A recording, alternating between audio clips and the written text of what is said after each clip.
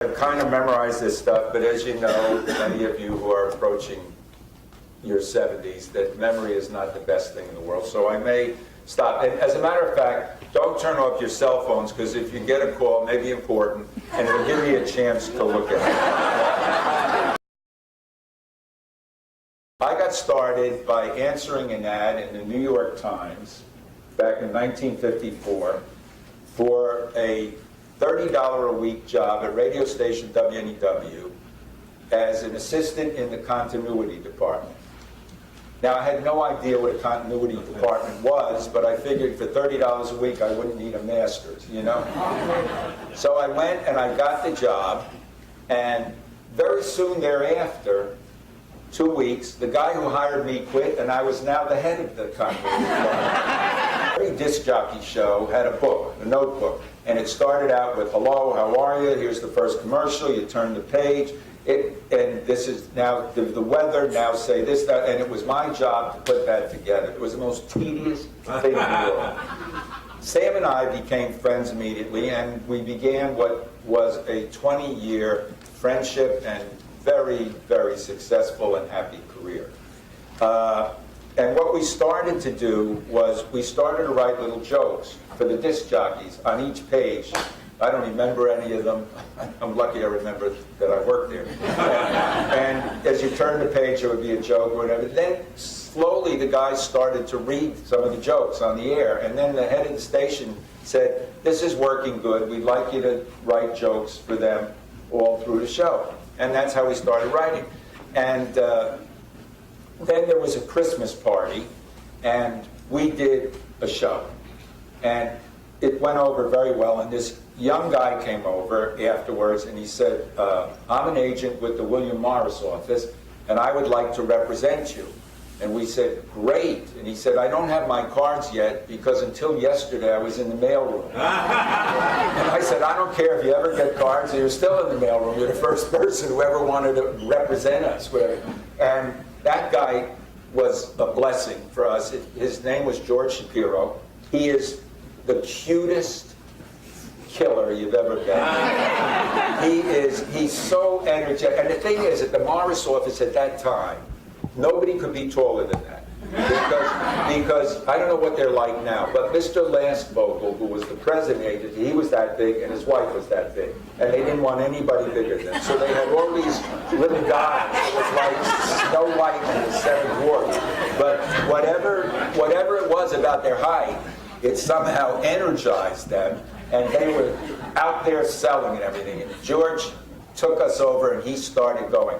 Now, television wasn't really very big at that point. In 1954, believe it or not, there were only 12 million television sets in the United States. There were 47 million families and 12 million sets. And a lot of you probably remember that you watched television in the bar and in the window of appliance stores. There'd be 22 television sets all on to the same program, and you'd stand there, and if you didn't like the program, you couldn't change the channel, you had to change the store, so you'd walk down the block. At any rate, the biggest thing was nightclubs for comics, and George found us a guy, and it was $100 a minute, and we were going to write 5 minutes for this guy. It was a major breakthrough. And when we met with him, his name was Jimmy Casanova. And we said, "We have a great routine about your name." And he said, "What's funny about Jimmy?" We ended up writing him a thing about the Dodgers leaving Brooklyn, which was very big news around that time. And in fact, we wrote him a song called "Let's Keep the Dodgers in Brooklyn" that was later recorded by Phil Foster and sold very well, and I will sing you the first verse. "Let's keep the Dodgers in Brooklyn. A house is not a home without some love. Don't let them leave our premises. LA would be the nemesis, because Brooklyn fits the Dodgers like a glove." Thank you very much.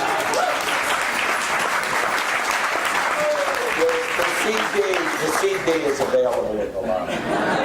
And the only good thing that came out of it was that he actually paid us the $500, but in a very unusual fashion. He endorsed a check for $600 that he had gotten from an insurance company for an accident that he had in the revolving door at Bloomingdale. So now, we owed him $100, and we had to give him cash because he wouldn't take a check. But we were off and running. And at that point in time, Dean Martin and Jerry Lewis were probably the biggest thing in the entertainment industry. So every quasi-funny comedian teamed up with a kind of half-good vocalist, and they figured between the two of them they would be the next Dean and Jerry, which no one ever made. But Sam and I got to write for a lot of them. We started out with Chase and Mitchell, and then they broke up and we went with Chase and Clark. And when they broke up, we went with Chase and Belson, and then we went with Chase and Dean, and at that point realized Chase was the problem. George reconnected us with Mitchell, who at that point had teamed up with a guy by the name of Bert Taylor. And the best thing about that was that they were handled, their manager was Joe Scandori. And Joe Scandori was also the manager of a young comedian by the name of Don Rickles, who was just beginning to take off. And even more important than that, Joe Scandori was the manager and partial owner of the Elegante nightclub on Ocean Parkway in Brooklyn. And nightclubs were the most important thing of all at that time, for comics in particular.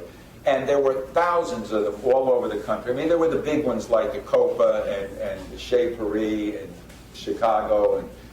But then there were millions of clubs where all the young comics were getting. And these weren't comedy clubs. Most of them were strip clubs. And they were very tough places. In fact, Joey Bishop tells a story that he was working in a place outside of Steubenville, Ohio. And in the middle of his act, two guys came in with masks and gun and robbed the club. And they lined all the people up, and Joey said he froze. And they said, "Keep talking, kid," with the gun pointed. And so he kept talking and doing, he was stealing stuff from everybody he ever heard. And these guys were robbing and laughing and robbing and laughing and robbing. And they ran out of robbing, and they actually stayed around a little longer just for laughing. And then at one point, they said, "Kid, you're going to be a star," and they threw him a watch that they had just stolen from one of these other people. And they were tough places. And the Elegante was not the Copa, but it was a high-level club. And if you called any club in America in the 1950s and said, "Is Rocco there?" you would have gotten one of two answers: "Just a minute," or "Speaking." At the Elegante, there was a third possibility. Which one? Now, a club with two Roccos is no place to kid around. And it was important because Joe was a very soft-spoken guy. I mean, he would never raise his voice. Anyway, that's where we got started. Now, the first act was the Latin stylings of Arturo and Lola, Artie Finkel and his cousin Sheila. But Artie was very suave and a really good dancer. He had a little mustache and great moves, and the ladies loved him. And he managed to do just enough lifts of Lola that showed her underpants that made the guys happy. And they were having a good time. Then came the bomber, the singer, Rosemary DiTuccio. Picture Rosemary DiTuccio. You got her? Add 150 pounds, fire engine red hair, and a voice that made Ethel Merman sound like the singing nun. But she was fabulous. She would come out and belt out show tunes, and she did sing-alongs and had the audience really going nuts, and did Italian ditties that were so vulgar you didn't even know Italian. And then it was time for the comedy, which should be down and if not dirty, close to it. I mean, this was no place for subtle, interesting, current political humor, which of course was our best stuff. For Taylor and Mitchell's first appearance at the Elegante, we had written a ripped from the headlines bit based on America's first astronaut, Unfortunately, we were the only ones that read those headlines. No one had any idea what an astronaut was. And we were doing things, I'm looking down from the moon, and people are looking at each other.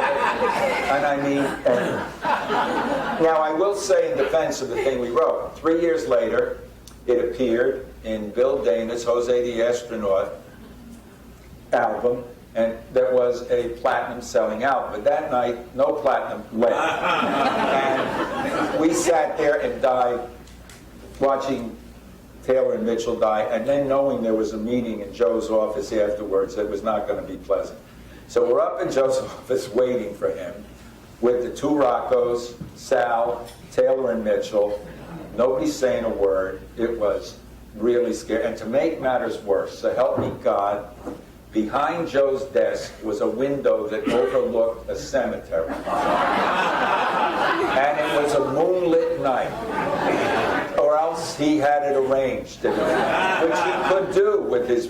He walked to his desk, and he sat down, and he started to shake his head.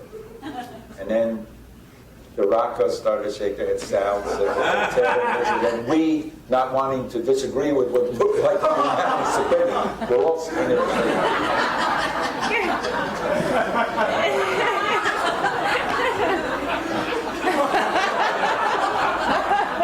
I was looking over there and then realized Joe had stopped, you know. And he's got this riveting look at us. And he says, I did not hear any laughter. Did anyone hear laughter? And the Rocco said, no, Joe, there was no laughter. And Sal said, no laughter at all, boss. Taylor Mitchell said, no laughter. We said, there wasn't any laughter, Joe. And it's our fault, and we know it. He said, this is good. And I said, we did the wrong material for the room. And we learned a lesson. He said, I would hope so. And we're going to do a whole new piece for next week, and there will be no charge. And he said, but there will be laughter. More as a threat than a question. And there was. There was laughter, not only that week, and for countless weeks, for countless acts, that we had this incredible run of time at the Elegante. And with Joe's endorsement of us and George out puffing and puffing, we started to write for a lot of people. And then even wrote a speech for one of the Roccos at his daughter's wedding.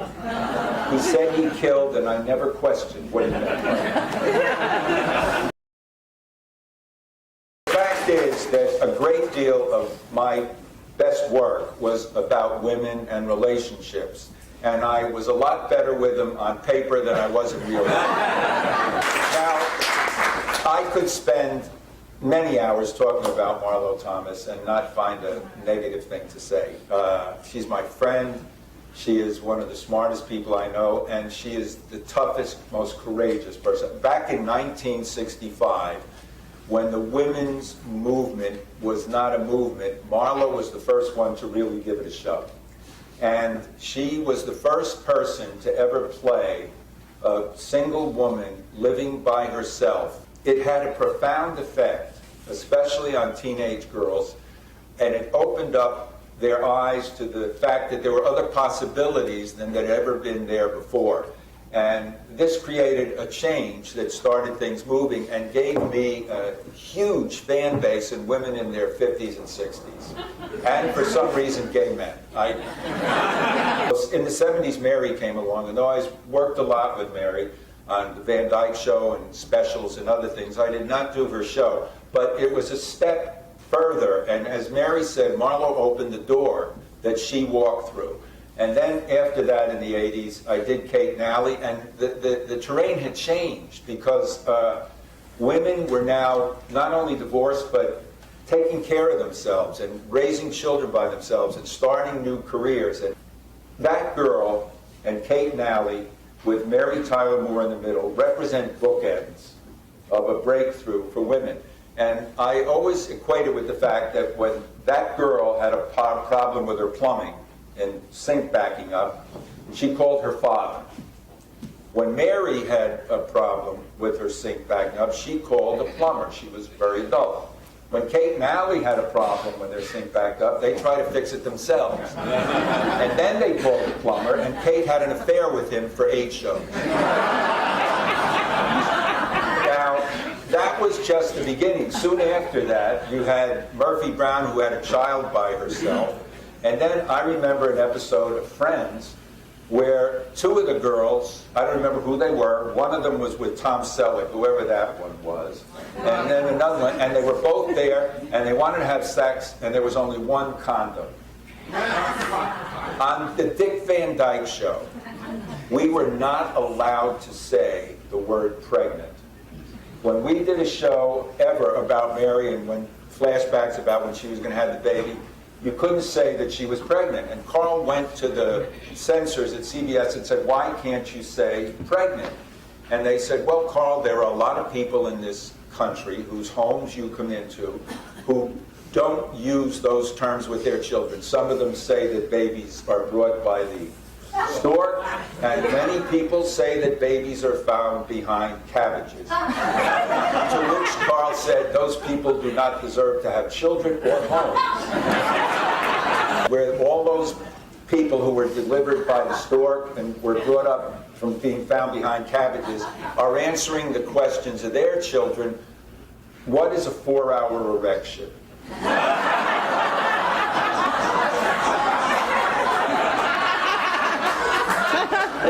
What exactly is it when the moment is right?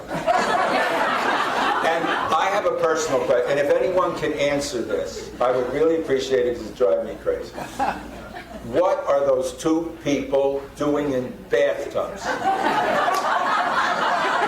Is there anything less sensual than in separate bathtubs? And they're empty. You notice there's no plumbing around them. They're sitting in cold porcelain bathtubs